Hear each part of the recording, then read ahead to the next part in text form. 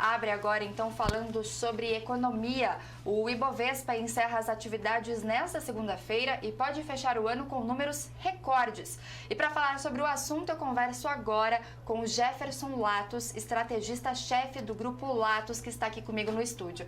Oi, Jefferson, muito bom dia para você e muito obrigada por nos atender aqui no Jornal da Manhã. Jefferson, eu queria começar te perguntando qual é a expectativa para esse fechamento, o último fechamento do Ibovespa, né, de 2019, quais são as expectativas para este dia? Olha, a expectativa é um fechamento estável, né? A gente está trabalhando dentro de uma certa estabilidade. Na sexta-feira teve uma certa realização, hoje o mercado está estável e tende a fechar assim.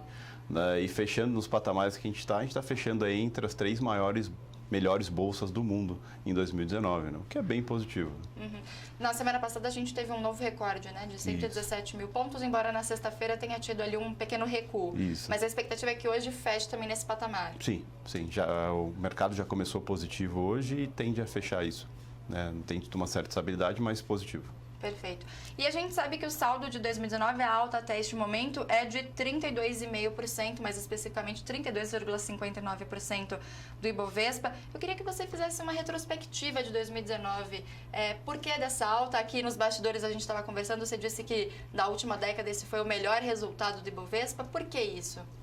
Olha, começa pela mudança de governo. Acho que é sempre interessante quando se muda o governo, ainda mais quando se muda tão extremamente, né? A gente saiu de um governo esquerdista para um governo mais liberal, isso mudou bastante. Teve alguns contratempos no primeiro semestre, foi um semestre difícil, porque o governo ainda estava se adaptando, a gente teve problemas de ingerência com o próprio presidente, com a sua própria equipe, uma série de coisas. Mas depois as coisas começaram a andar, governabilidade, dentre outras coisas, e medidas que são importantes para o país começaram a ser tomadas. Reforma da Previdência, sinalização de privatização, algumas mudanças importantes na base do governo, o governo começou a dialogar mais com o Congresso, com o Senado, tudo isso foi muito positivo para a economia do país, e levando em consideração que também o Banco Central começou a dar um direcionamento também junto com o mundo cortando juros, né? Hoje a gente está com um juros de 4,5%, algo há 2 anos atrás impensável quando a gente pensava em Brasil. Então, assim, várias medidas corretas foram tomadas e tirou o Brasil de uma estagnação, né? Acho que o governo Temer tomou algumas medidas que foram importantes,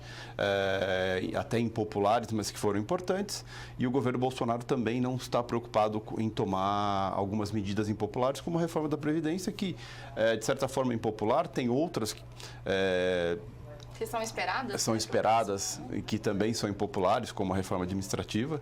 Isso vai mexer com o funcionalismo público, isso é complicado.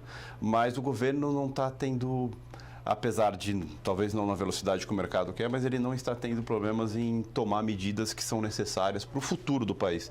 Porque todas as medidas, que é interessante, essas medidas, elas estão preparando o Brasil para o futuro. Você pega a reforma da Previdência, a gente está preparando, está equalizando as contas fiscais. A reforma administrativa também vai diminuir o gasto ao longo do tempo. A tributária vai melhorar toda a parte fiscal do país, que é bem complexa. Então, são várias medidas que estão preparando o Brasil para o futuro. E o grande investidor gosta de olhar para isso. Ele gosta de olhar e falar assim, olha, o país está se estruturando. É um país estruturado ao longo do tempo. O grande investidor, ele olha... A longo prazo, entendi. O grande investidor, ele quer ter horizonte. Ele não quer simplesmente saber o que vai acontecer amanhã. Ele quer ter um horizonte daqui 5, 10 anos. Como que vai estar esse país? Se vale a pena eu injetar dinheiro nele. Até porque a gente precisa de um investimento que é o mais importante, que é o investimento estrangeiro direto. Que é o investimento que vem e fica. A gente não precisa só de dinheiro especulativo. Muita gente fala, vai entrar dinheiro para a Bolsa, isso é importante. É importante entrar dinheiro que vem e fica no país. Dinheiro que vem, rentabiliza e vai embora não é interessante para o país. E o Brasil está começando a voltar a ser atraente para investimentos de longo prazo, o que é super bom. E explica para a gente de uma forma didática, né, para todos nós, como é que funciona essa questão da reforma da Previdência, da inflação, da taxa Selic, que chegou ao menor patamar, 4,5% ao ano. Como que tudo isso impacta na visão do investidor estrangeiro aqui no Brasil? Quando a gente olha para a reforma da Previdência, inicialmente, ela mostra basicamente que assim, o Brasil vai conseguir arcar com suas dívidas ao longo do tempo. né? Ou seja, o Brasil não está faturando com a reforma da Previdência, mas ele está diminuindo o seu custo ao nível que ele pode pagar. Então, isso é muito bem visto, ou seja, a parte fiscal do país, de certa forma, está estruturada. Então, isso é muito bem visto para o investidor. Quando a gente olha para a Selic é 4,5%, por exemplo, é muito interessante porque o dinheiro fica barato. O investidor que ia buscar dinheiro fora do país começa a buscar internamente para investimento. E o investidor, o empresário, por exemplo, que muitas vezes fala, eu não vou pegar dinheiro caro para investir com preocupação se o país vai crescer ou não e eu ficar com uma dívida muito grande. E o dinheiro barato atrai mais o empresário a querer investir mais no país. Tanto é que, basicamente, todo país, quando ele quer fomentar, ou seja, fazer com que o país cresça, ele corta juros. Quando ele quer diminuir o crescimento do país, para diminuir a inflação, alguma coisa, ele sobe juros. Então, esse corte de juros que a gente tem agora é justamente para quê? Para incentivar os empresários a virem a investir, tomarem dinheiro para investir nas suas empresas, consequentemente, fomentar a economia, né? Antes da gente falar sobre as expectativas para 2020, eu queria que você comentasse um pouco a respeito desse interesse da população, das pessoas físicas, pela Bolsa de Valores. Por que você acha que isso está acontecendo? Por que houve essa mudança de olhar em relação à Bolsa? Olha, Foi só a Selic? Não, a Selic é um dos fatores. Né? Porque quando a gente fala Selic baixa, a renda fixa já não é mais atraente e poupança muito menos. Né? Então, isso é um fator. Mas o interessante hoje em dia é a informação. Né? A informação está muito mais, está chegando muito mais ao público que graças à internet, graças a muitos youtubers que hoje em dia fomentam muito isso, essa coisa de educação financeira, o que é super importante. As pessoas físicas geralmente têm uma visão errada sobre a bolsa, que bolsa é cassino, ou que é super perigoso, que eles conhecem uma história triste de alguém. A bolsa é uma profissão como qualquer outra profissão que exige que você estude, tenha conhecimento sobre aquilo, se torne um profissional daquilo. Né? E se você não é um profissional, procure um profissional para investir com isso. Mas a bolsa não é perigosa para quem não sabe o que faz lá dentro. E hoje em dia a informação está mudando um pouco essa perspectiva. Aí você junta isso a uma Selic mais baixa, que renda fixa não vale mais a pena. Então tudo isso acaba fazendo com que seja mais interessante e a bolsa volte a ser interessante. Né? Então, para 2020, em 2019 já mudou bastante esse patamar. A gente passou de 1,5 milhão de investidores e a expectativa para o ano que vem é que aumente bastante isso, né? Justamente porque está começando a ficar mais atrativo, né? E também mais acessível, vamos dizer assim. Acessível no nível de que o conhecimento está mais disponível do que antigamente. Você acha que teve impacto essa democratização da Bolsa de Valores entre as pessoas físicas para esse resultado desse ano? Não, ainda não. Muito recente. É muito recente ainda. E o volume gerado por pessoas físicas ainda é baixo. Em valores? Em valores sim, ainda é baixo. Ainda a gente precisa de um crescimento muito maior para ter um impacto maior. Mas vai vir tudo junto, né? Porque a melhora da economia brasileira é muito clara. Os números do Ibovespa também é muito claro. Isso acaba empolgando mais o investidor, né? Pessoa física. E então 2020 vai colher muito mais os frutos de todo esse processo de melhora da economia, corte de juros, democratização da Bolsa, como um todo.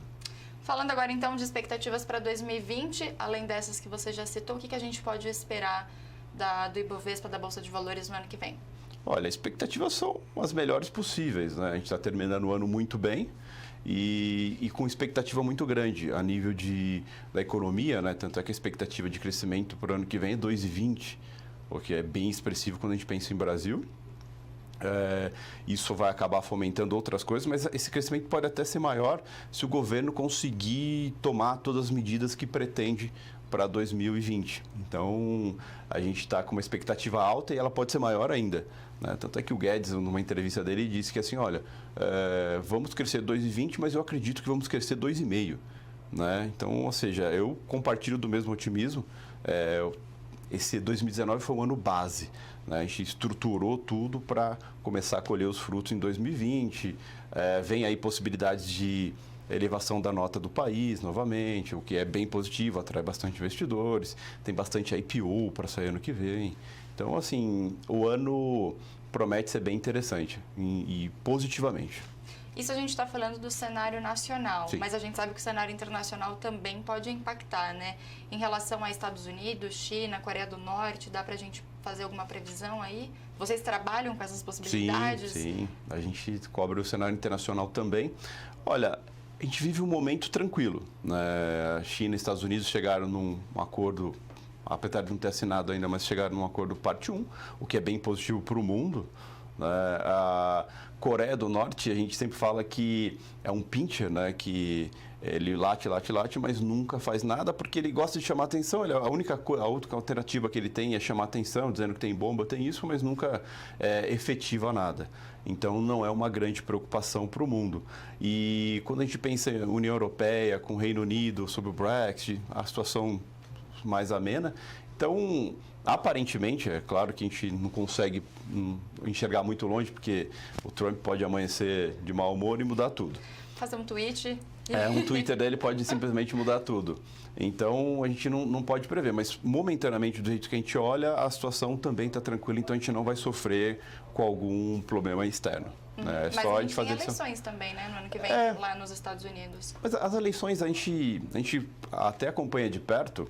As eleições, praticamente depois desse cenário de impeachment do Trump, reelegeu ele, porque foi mais positivo para ele do que negativo, né? Porque foi um impeachment em cima de algo muito frágil, muito fraco. Né? Então isso acabou fazendo com que a popularidade dele aumentasse.